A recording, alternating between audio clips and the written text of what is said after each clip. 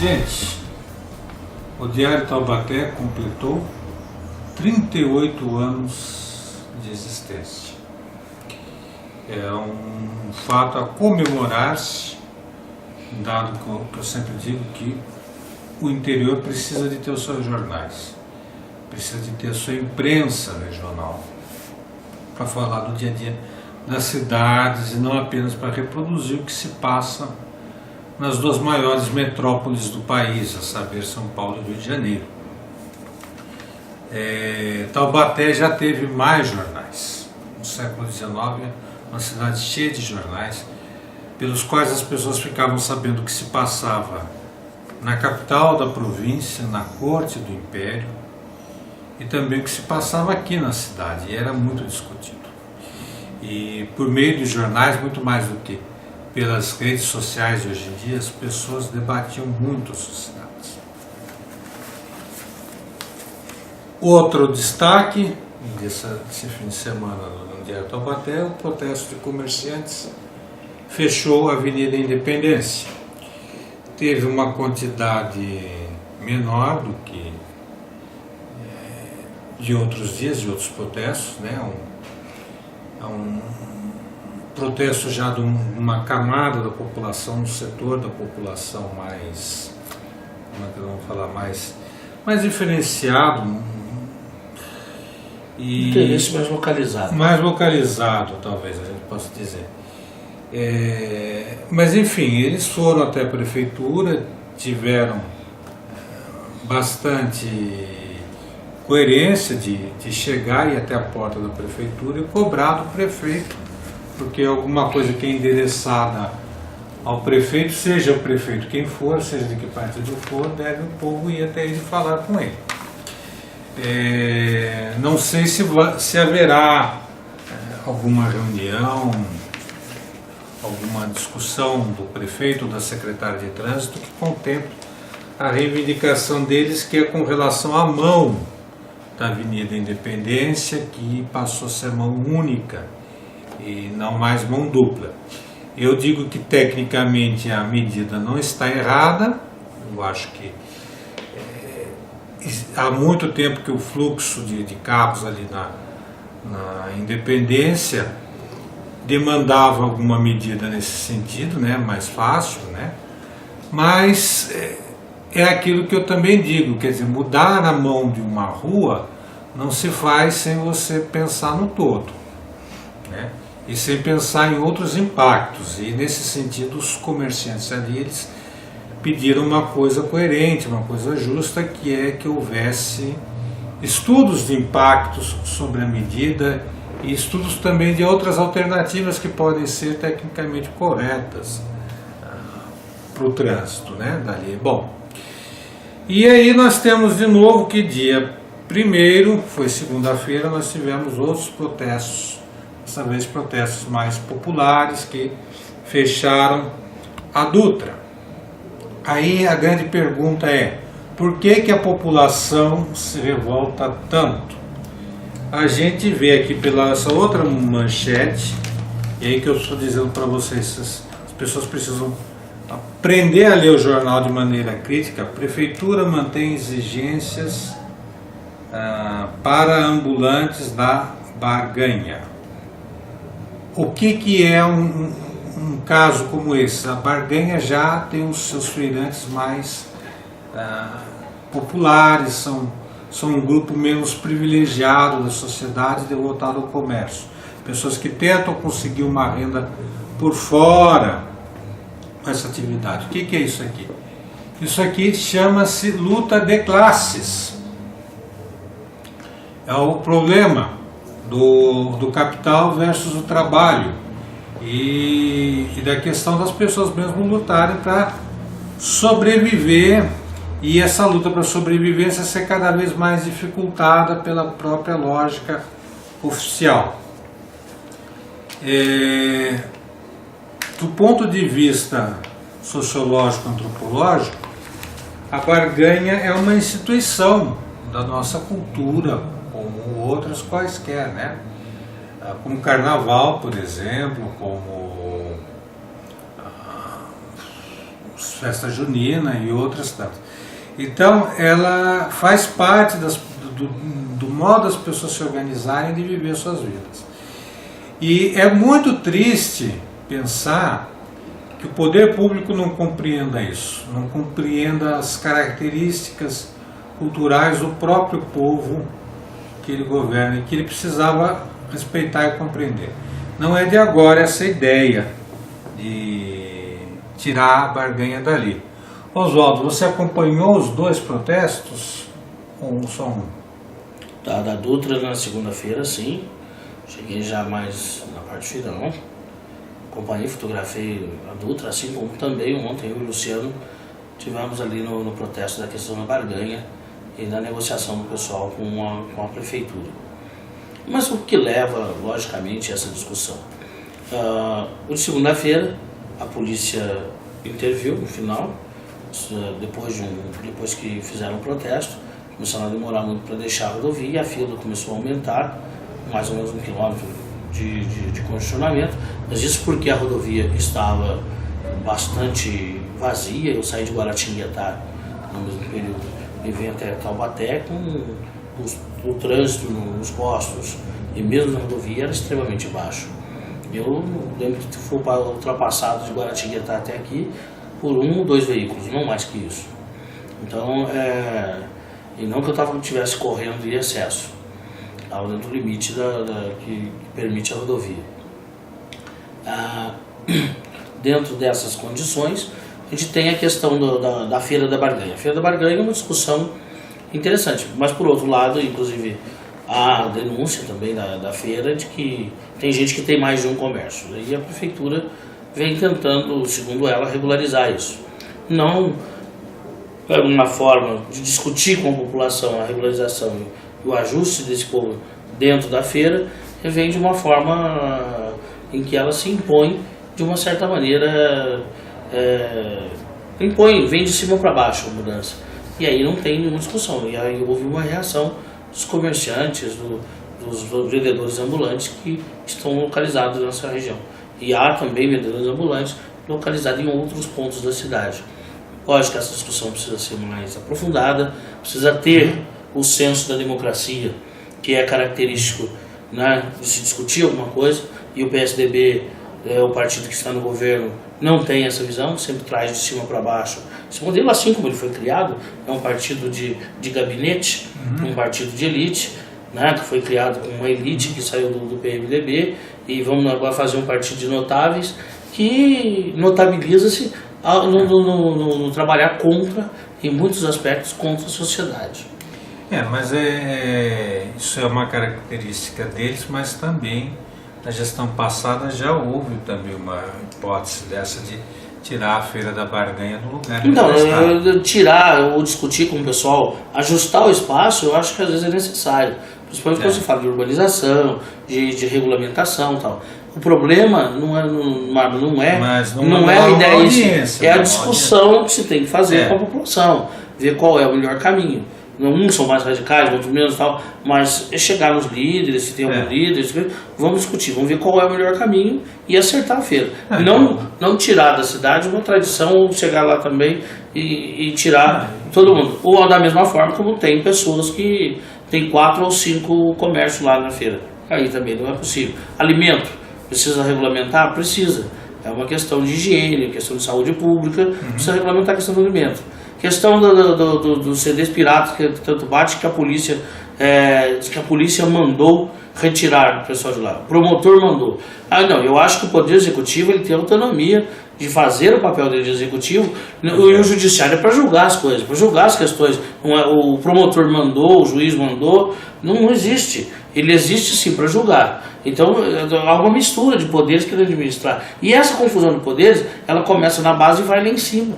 Então é isso que a gente precisa, quando a gente olha para esses pequenos detalhes, a gente começa a ver um retrato do Brasil que a gente tem, e do Brasil que vai para as ruas se manifestar com um slogan feito pela propaganda, como a propaganda da Fiat, né? Vem você para a rua também, como a propaganda do whisky, que foi feito, e todo esse tipo de coisa que virou slogan de manifestantes na rua. Não é um slogan da ignorância, não é um slogan da criatividade em si e da luta do povo brasileiro. E a ideia de falar assim, não quero o partido A, B ou C da manifestação, como é que vamos discutir de democracia se não aceitamos lá? Pois é, não aceita os partidos. Agora, também tem essa questão do preconceito contra pobre ali na Berganha. No fundo tem então, aquela... Mas se tem o preconceito contra o pobre, dá age com mais preconceito que ele impõe tudo de cima para baixo? Pois é, tem essa coisa se soma. A visão é essa. No fundo parece que os pobres incomodam. Tinha gente também fazendo abaixo-assinado outro dia para tirar carroceiro da cidade. Entende? Parece ter essa visão. Ou como outra época também, o próprio Serra em São Paulo queria botar prego em alguns lugares debaixo de viaduto para os mendigos não dormirem. Ele era prefeito ainda, estava prefeito, depois entrou outro. E ele queria botar prego para as pessoas não dormirem debaixo do viaduto. E também, junto com isso, aquela tradicional política, né? Vamos fechar os prostíbulos. Ele queria proibir os prostíbulos de luxo ainda, que é onde há menos exploração das prostitutas, há mais os clientes também, que são caríssimos. Mas enfim, tem toda essa visão de que você pode higienizar a sociedade, tirar os elementos indesejáveis e deixar tudo com uma cara de paisagem, né? Uma cara que consta de paisagem, não pensar que a cidade ou a sociedade são coisas vivas, né? E também, consoante com isso, uma questão que eclodiu hoje, que é a queda do governo do Egito, né? O governo da Irmandade Mohamed Morsi. Mohamed Morsi, né? Que é questão que passa também pela questão da secularização e da islamização dessas sociedades. Como lá a noção de democracia ainda é frágil, eles têm dificuldade de pensar justamente isso, que você pode ter no mesmo país, numa mesma cidade, numa mesma sociedade, coexistindo pessoas com crenças diferentes, né? E mesmo pessoas dentro de uma mesma crença terem práticas diferentes, né? E existe vertentes lá, existem vertentes dentro da sociedade egípcia que querem que, já que tem uma maioria muçulmana, todo mundo vive estritamente dentro de uma regra muçulmana tradicional. E outras vertentes que acham que não, cada um sabe de si, né? E outros que querem secularizar de uma vez. Então. Não é diferente do que aconteceu no Irã, uma época em que o Shah proibiu as mulheres de usarem o véu. Eu acho que equivale a essa a mesma exigência delas usarem de proibir, é a mesma coisa. A Revolução de 79 no Irã, onde há a deposição do Shah Reza Pahlavi, vai colocar, lógico, vai radicalizar, inclusive a questão da invasão da embaixada dos Estados Unidos, aquela questão do Irã contra, a questão dos contras na Nicarágua, né, do coronel Oliver North, não sei se deu essa descrição, que vai ter o papel, inclusive, da CIA nesse meio, uma série de informações e contra-informações sobre essa questão. Mas o que nós vivemos hoje no mundo árabe, entendo eu pelo menos, e a questão do Egito, por exemplo, o Mohamed Morsi, ele teve o quê? Ele foi eleito. Ele foi eleito por uma maioria. Não foi uma... No caso do governo anterior, ele estava lá como ditador há anos no poder. 30 anos no poder. Regime de estado de emergência. Desde 30 anos. Né, desde a morte praticamente do Gamal Abdel Nasser. Que tinha aquela discussão sobre a questão do terceiro mundo e uma discussão mais aprofundada que entrava uma outra questão com o Muammar Gaddafi também, que depois acaba se sucumbindo diante desse processo. Essa e outras questões, como vive o caso da Síria também, que vem se espalhando como um conflito, tornando um conflito regional. Não é um conflito mundial, mas tem dimensão regional. E aí da fronteira com Israel, da fronteira com seus vizinhos, ela tem ultrapassado essas fronteiras. E a questão da radicalização interna do próprio conflito sírio, inclusive com a questão dos direitos humanos, o pessoal especialista em questão humana da ONU, humanitária da ONU, discutia a questão. Teve gente lá que comeu carne de gente porque era inimigo político. Então, além da secularização, há um radicalismo bastante extremo e difícil de fazer uma leitura. E essa primavera árabe, ela que se esperava com uma luz no fim do túnel para muitas situações, e principalmente essa questão da secularização, ela vem radicalizar em muitos pontos. E a gente vê que há um enfraquecimento em determinados setores. É o caso do Afeganistão, por exemplo, com os talibãs ganhando força de chegar no poder, novamente, de se reestruturar no poder. Então, há uma série de discussões em relação a essas situações, a essa questão política, evidentemente, e a questão hoje do Egito é uma questão que tem que ser analisada com bastante, e serve de exemplo a questão brasileira. O brasileiro na rua, fazendo manifestação sem liderança, essas manifestações escondidas com um jogo, em grande parte com o jogo da direita, como dizia o René Dreyfus no livro dele, chamado Jogo da Direita mesmo, ou o outro livro dele, A Conquista do Estado, ele coloca claramente alguns fatores essenciais, que é o desenvolvimento da sociedade, o tecido social está esgarçado. E o que ajudou nesse esgarçamento desse tecido social? No caso do Brasil, o próprio Congresso faz parte desse esgarçamento do tecido social. Porque ele reflete claramente essas questões. É o caso da proposta da presidente Dilma, por exemplo, de falar de um plebiscito, de falar de alguma coisa nova, que ao invés do Congresso discutir, começa o palpite do judiciário, vira um monte de palpite. Se o plebiscito demoraria tanto, por que eles impõem mais de um ano numa questão?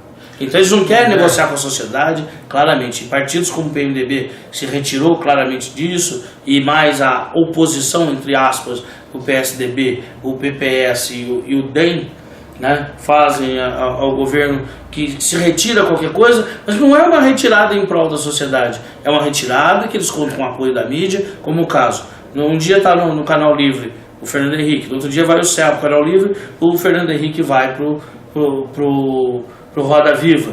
Aí o Serra estava no Roda Viva. Quer dizer, parece que só tem o pessoal do PSDB para falar da crise e não tem nenhum especialista que comente essas coisas. Isso é uma faca de dois gumes. Não é de dois legumes, como dizia o Vicente Mateus, não. Não, é de dois gumes. Né? E muito perigosa, que tem gente que, de certa forma, esses caciques políticos, e principalmente de determinados setores de sociedade, em que engloba o PSDB, essa direita extrema que vem desde o Antônio Carlos Magalhães, com a questão da Bahia, e setores arraigados ainda, presente da ditadura militar, que existe e age em determinados pontos da sociedade, embora a organização deles esteja mais distante da sociedade, não como ocorrera em 1988, da época da promulgação da nossa Constituição, porque eles estavam muito próximos e tiveram grande influência. Hoje eles estão desorganizados enquanto pedaços, mas no todo eles conseguem ainda impor essas manifestações e essas situações. E atrás disso a gente tem muita coisa para se questionar, para ser estudada. Então o calor da hora, as pesquisas que surgem, que derrubam, que são fabricadas, em muitas situações precisam de muita atenção. E atenção da sociedade. Porque se nós temos 2 milhões de pessoas na rua, nós temos 200 milhões de brasileiros. Então nós temos 1% discutindo uma questão e a mídia fazendo um cavalo de batalha com o restante da sociedade. E o país parando em muitos setores. Então a indústria caiu, que caiu o PIB, que não sei o quê. Esse cavalo de batalha todo vai... Agora, a repercussão na rua, que muita gente está achando, da questão do emprego, da questão de uma série de fatores, vai repercutir claramente na economia, e principalmente nos investimentos externos que o país tem e outras situações, porque ela está gerando instabilidade. Se cai o governo do Egito hoje com tanta fragilidade, para um cara que não entende de Brasil, não entende o que está acontecendo no Brasil, ele não pode pensar a mesma coisa? Pode ser. Mas no plebiscito, eu só quero dizer uma coisa que eu estou achando estranho, o seguinte: quando começou a se falar do plebiscito, eu achei, mas é legal que você recoloque essa questão. Eu achei o seguinte, que a reação dos diversos grupos no Congresso ia ser de reivindicar quem ia botar a sua proposta no plebiscito, quem ia botar a sua pauta no plebiscito. Porque o plebiscito é um procedimento normal e comum numa democracia. E eu estranhei o seguinte, que o pessoal está mais à direita do Cunha Bueno, porque o Cunha Bueno queria a restauração da monarquia e ele aceitou ir a plebiscito. Perdeu, a monarquia não foi restaurada. Mas ele aceitou, ele conseguiu botar isso na Constituinte e tal. E agora esse pessoal aí da base aliada, como o PP e PMDB e outros que estão na oposição, e muitas vezes eu não sei muito bem quem é base aliada aqui. Não, o PP, o PPS. Não, PP também, não é? Não, do Maluf. Tá do Maluf, não, ele não faz parte desse processo de oposição especificamente. Não, ele está na base aliada, do mas ele estava querendo, ele não queria o plebiscito também. Eles vêm dizendo, não queremos plebiscito. Por que não? Se eles não têm propostas de reforma política, né, eles têm propostas de reforma política, e por que eles não botam na pauta do plebiscito aquilo que eles querem ver? Pode ser que de repente a presidente diga, queremos um plebiscito, mas o que ela encaminha para ser votado, as pessoas digam, não, mas isso não é essencial. O que seria essencial seria discutir outras coisas. Por exemplo, proporcionalidade dos estados, que os estados não são proporcionalmente representados. Por que não discutir isso no plebiscito, né? Mas ninguém coloca isso e fica dizendo, não devemos fazer, não devemos fazer, fica aquela discussão muito formal, se é plebiscito, se é referendo. Os dois procedimentos são válidos, os dois são normais na democracia, e não tem nada de mais fazer um plebiscito agora. Não vejo não tem problema nenhum. Você vai votar, você vai disputar, vai defender sua tese, e se a maioria das pessoas se convencer, vai ser aprovado aquilo. Porque, pode ser um desastre, mas muitas eleições resultam em desastre, não é? A maioria votou no Collor, por exemplo, foi um desastre, mas foi legítima. Né? Depois somem os eleitores, né? Depois somem os eleitores. Quer dizer, eu acho que, porque nós vamos ter medo de ter um Orleans e Bragança como imperador de novo, não acho que vai acontecer isso, mas se acontecer, será legítimo. Você voltar a ter uma monarquia parlamentarista, tal, copiar o modelo inglês, porque já copiaram o modelo norte-americano, eu não vejo problema de copiar o modelo inglês. Ou então vai ter voto distrital, eu não sei, eu não acho que seja solução, mas enfim, pode passar isso. Agora, outro aspecto que precisa explicar para as pessoas é o seguinte, é que vários desses pontos da reforma política, eles podem ser importantes para outras coisas, mas não que imediatamente eles vão trazer como resultado uma melhora das condições gerais do país. Eu acho que o que vai trazer condições melhores para o país não são simplesmente mudanças formais, mas sim uma prática e uma atuação maior da população, né? E também nessa prática embutido-se uma atitude dos governantes de aceitarem mais a vontade popular e não, como no caso aqui local que a gente citou, né, mas não somente soluções de cima para baixo, mas soluções negociadas com a sociedade. Não, porque eu acho interessante, quando nós discutimos o papel da sociedade, o papel da questão da corrupção da sociedade, discutimos em vários patamares essa questão, e há um direcionamento da grande imprensa para a questão do Congresso e da presidente Dilma. E logicamente a gente tem uma discussão que ela é mais importante, fundamentalmente importante, que é a construção da sociedade, que é a base. E a gente tem um grande pecado por parte de quem?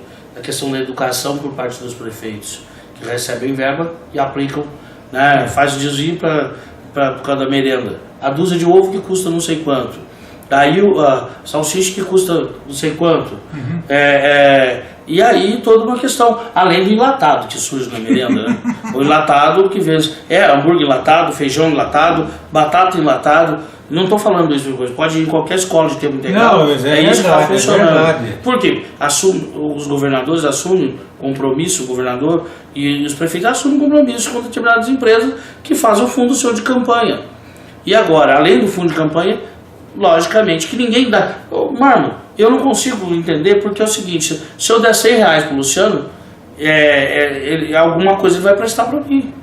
Né? A não ser que por outras razões, mas em termos de trabalho, em termos de coisa, alguma coisa vai estar retornando. Se tirar 5 mil do bolso da pra ele, ou ele tirar 5 mil assim, Não existe. Então alguma coisa sai de algum lugar. Uhum. Por quê? Porque empresário nenhum investe para ter prejuízo. Não, isso do Desde que nós falamos de capitalismo, e no capitalismo é muito claro isso. É. Eu claramente vivo numa sociedade capitalista, porém tenho minha concepção clara diante do que é realmente a sociedade capitalista e a minha proposta de uma sociedade que seja bem mais avançada do que isso, que esteja dentro de uma visão do socialismo para a sociedade que eu chamo de societania. Uhum. Não só da cidade, só da sociedade. A sociedade enquanto um todo. Da sociedade. Pois eu chamo de societania. Às vezes o cara olha no dicionário, não acontece essa discussão da gente pegar e analisar. Mas se a gente analisar o último quartel de século, por exemplo, a gente vê a sociedade brasileira, né, o ontem, o hoje e o amanhã, a gente está vendo o que? Esse momento não traz nada do ontem, o hoje não reflete muito a questão do hoje, é um momento sem... Esses movimentos são movimentos sem passado, sem presente, e a gente não sabe o que tem em termos de futuro. Por quê? Porque da forma que está sendo construído, ele não é um movimento construído por bases de sociedade. Não, eu faço uma crítica contundente a esse movimento. É importante o povo na rua? Eu acho muito importante. Não tenho dúvida disso. Porque o que faz uma sociedade é essa construção do tecido social. À medida que eles gastam, ele vai romper em algum lugar. E está rompendo por uma necessidade que ainda ninguém sabe qual é. Então, e aí vem o Congresso com essa discussão sobre a questão do plebiscito, essas coisas todas, querendo fazer o quê? Colocar um remendo no tecido social esgarçado, sem ver o que está causando isso. Né? Colocar um remendo com linha podre não dá certo. Não, e outra coisa. Sendo metafórico. Outra coisa. Não sei se você vai gostar muito do que eu vou dizer, mas seguinte, quando as pessoas me falam em governo do PT em 10 anos, eu falo, é relativo. Porque quem está no governo e comanda são pessoas que estão desde 64 no poder. José Sarney, Renan Calheiros, Fernando Collor, Paulo Maluf, Teofim Neto, que também ultimamente diziam que era conselheiro econômico do governo e tal. Então essa gente... Eles estão discutindo qual é a melhor reforma para eles continuarem no poder. Nenhum está colocando a faca no pescoço. Nenhum, e sempre fizeram isso. A Constituição de 88 é um exemplo disso. Eles estavam muito próximos da questão dos militares. São pessoas que têm dois planos. Se tiver dois, no caso, suponhamos, são dois candidatos com chances de se elegerem, Aécio ou Dilma. Então eles têm um plano A, continuar no governo com a Dilma, plano B, continuar no governo com a Aécio. Se não for nenhum dos dois, tem o plano C, continuar no governo com quem seja. E qualquer que seja o regime, se é ditadura eles estão no poder, se é democracia eles estão no poder, se for o parlamentarismo que for adotado, eles vão continuar no poder, se voltar à monarquia eles vão querer, e se o Brasil se dividir em dois, eles vão ter um jeito de ter duas cidadanias, dois participar de dois governos. Então... Mas eu diria que andar com o pé em duas canoas não dá certo. Um vai para o norte, outro para o sul, o cidadão vai ter que saber nadar, pelo menos. Né? Aí a questão é o seguinte, é uma verdade, não? Há muito oportunismo. E infelizmente a sociedade brasileira, o cidadão brasileiro, aquele que vive o dia a dia, esse crescimento da classe C, mas ela teve um crescimento econômico, não teve um crescimento político. E a falta da educação, a gente percebe a falta da escola nesse momento. Esse movimento reflete, ele clama por educação, mas ele é um reflexo da falta de educação, pelo qual passa o país. Porque a falta de politização não é um movimento politizado. E não ser um movimento politizado, ele não sabe o porquê que está se rompendo. Ele está sendo conduzido. E ele está virando massa de manobra em muitos pontos. E como massa de manobra, logicamente, ele está criando situações muito adversas à realidade. E aí você tem muitos focos de um processo histórico que tem anos de situação querendo se resolver, e às vezes em questão de segundo. Não dá para ser tão rápido assim, não dá para ter essa questão num sentido claro. Então ele cria o que? Um simulacro. Simula uma mudança para manter como está, que é o caso desse grupo. Ele sempre simula a mudança, mas ele mantém sempre no lugar que está. Né, ele é um grupo do simulacro. Ele não traz em si o novo. Ele traz a sua condição. Ele sempre procura colocar no outro o quê? A sua condição de sobrevivência. O outro pode sobreviver desde que ele esteja à frente ou que a sua ideia seja a ideia, o ponto motriz do seu desenvolvimento ou da ideia que ele tem de sociedade de desenvolvimento. Para as pessoas terem só uma noção histórica disso, em Guaratinguetá tem uma praça chamada Praça Conselheiro Rodrigues Alves. Conselheiro de quem? Era conselheiro do imperador. Rodrigues Alves depois foi presidente da República e foi articulador. E morreu vítima de gripe espanhola depois. E foi articulador do golpe da República. Você veja, os caras que proclamaram a República eram do núcleo mais próximo da família imperial. É isso. Eles mudam tudo, mas eles mesmos não mudam. Você falou uma coisa interessante. O golpe da República. A República foi um golpe militar, sim. O Marechal Deodoro, quando ele vai pedir melhor salário, fortalecimento dos militares na Guerra do Paraguai, vai levar os militares a reivindicar melhor salário. Quando ele percebe naquele momento a questão do positivismo, né, do Augusto Conte, todo esse pessoal, eles vão se articular para dar o golpe da República. Ela é um golpe articulado. Bastante articulado, que começa a articular com a Guerra do Paraguai. E contra quem? Se você pegar o discurso do Visconde de Ouro Preto, o Visconde de Ouro Preto foi o último presidente do Conselho de Ministros. Então, e no discurso dele, o último discurso dele, ele fala o seguinte: ele propõe uma reforma agrária no Brasil. Ele propõe, e é verdade, daí ele fala assim: o Visconde de Ouro Preto está propondo uma reforma agrária no Brasil? Não, está propondo uma reforma agrária. Que a central do Brasil fosse desapropriado uma faixa de 15 quilômetros em torno da ferrovia central do Brasil, para que o escravo que se transforma, que fosse liberto. Por quê? Porque ele estava embasado na Constituição de 24, né? Que é censitária, então o cara tinha que ter renda para ser cidadão, ele tinha que ter uma certa renda para poder votar. Aí essa desapropriação era para quê? Para que a independência, que o escravo, ao se tornar livre, e o mundo inteiro pressionava para isso, pudesse ter renda e transformar-se em cidadão. Aí vem o golpe da República e quebra toda essa estrutura de cidadania do negro do processo de escravidão, que vai aí morar no morro, que vai fazer seus barracos de pau de favela, depois vira o barraco de favela, que a gente chama hoje, que é uma madeira que era em abundância lá e que eles construíam verdadeiramente os barracos nos morros do Rio de Janeiro e de outras regiões. Então essa é uma das questões. Aí vem a questão da urbanização do Rio de Janeiro, da revolta da vacina, todo um processo que vai começar a dar espaço para a sociedade. Mas começa a entrar um elemento diferente, além da mão de obra escrava, para romper definitivamente com a estrutura da mão de obra escrava, e a questão urbana, o imigrante, a presença do imigrante, que começa com a fazenda do senador Vergueiro, né, em Cordeirópolis, município entre Campinas e Limeira, por volta de 1850. Mas que depois vai trazer outras situações. A revolta dos parceiros, que é uma revolta contra essa questão, que vai construir tentar o quê? Branquear a raça, né? O Brasil se transformar num país branco, trazer a presença do imigrante. Criar uns escravos negros, essa era menos não, porque substituir os negros por escravos brancos. Isso. Esse é o grande progresso do Brasil, mudar a cor da escravidão. Diferente do que ocorre em outra sociedade, que a gente não analisa na nossa sociedade hoje sem pegar esse processo histórico. Se você pega, por exemplo, eu não gosto muito de usar esse referencial, mas digamos que nós pegamos a Guerra de Secessão nos Estados Unidos. 1862 e 65. O que foi a Guerra de Secessão? As colônias do norte e do centro dos Estados Unidos contra as colônias do sul. Então, já estados. Estados confederados hoje e tal. Mas naquele momento as colônias dos Estados Unidos com uma questão muito clara. As colônias do sul, mão de obra escrava, produção, monocultura do algodão e produzido todo para exportação. E garantiu o quê? A indústria têxtil inglesa.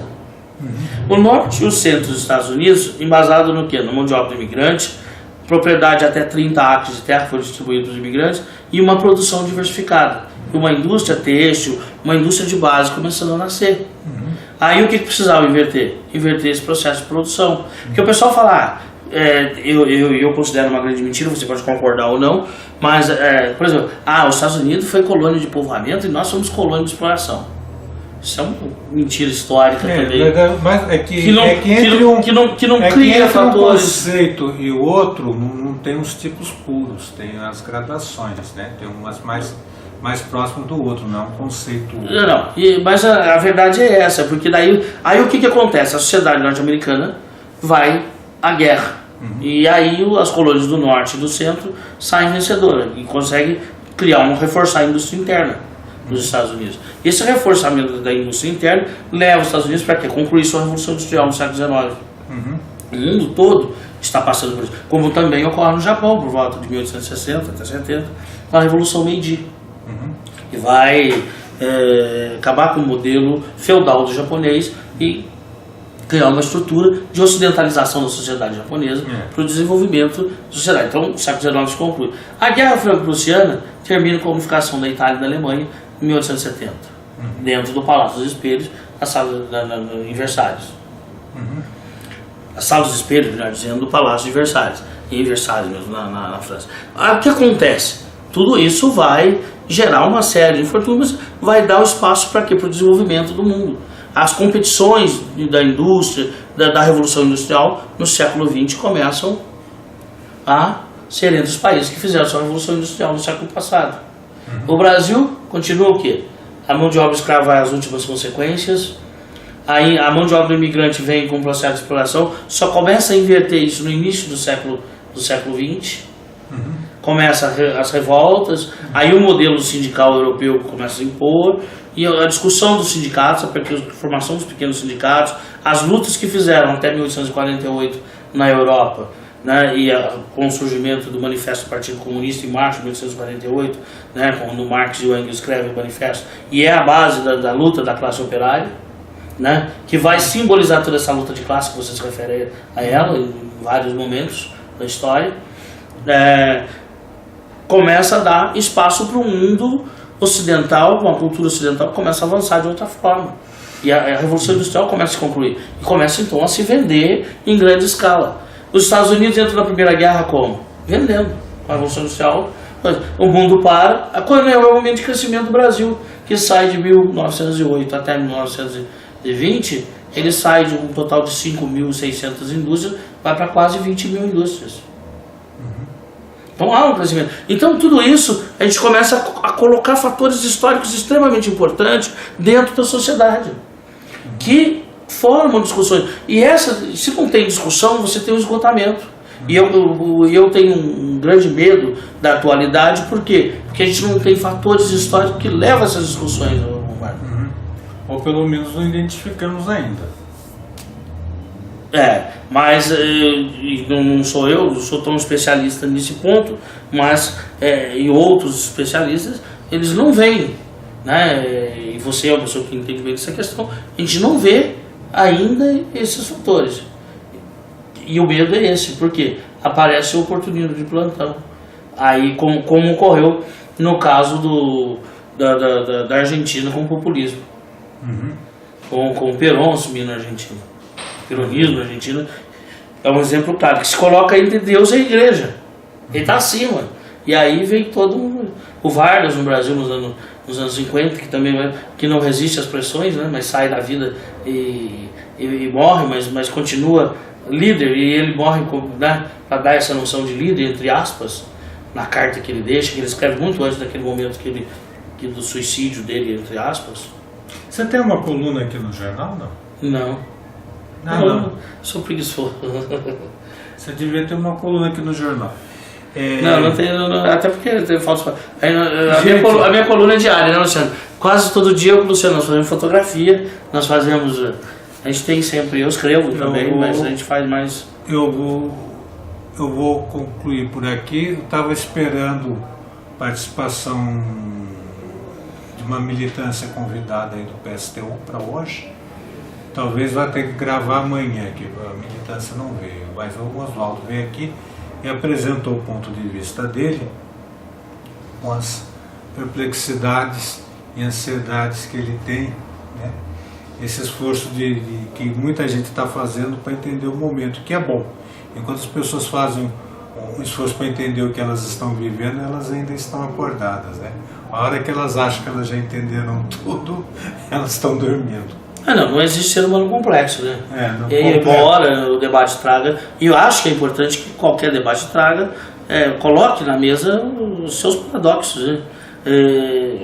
Paradoxalmente o que está acontecendo, aquilo que pode ser, de certa forma, o caminho para os novos paradigmas, né? Os novos modelos que vão surgindo ou que deverão surgir a partir dele. Tá bom. Obrigado, Oswaldo. Gente, então vamos fazer uma pausa e continuar isso no momento que a gente puder continuar, tá bom? Ok, Marco.